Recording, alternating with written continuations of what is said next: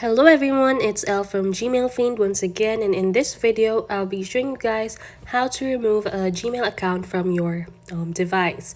So no matter what phone you're using, so this pretty much works on any smartphone, be it Samsung or any Android phones, and of course iPhones. So what you have to do is to click your icon on the upper corner of the screen over here. So once you click that, then this pop-up will show up.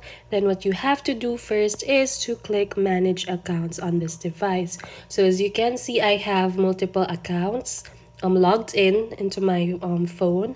So for example, I want to remove this one. So I'll just click remove from the device and just wait for it to load, and it's done. So let's check if it got removed. So I had 4 emails, but now I only have 3 emails in my device. So yes, that's it. Thank you so much for watching, and I hope you tune in for more.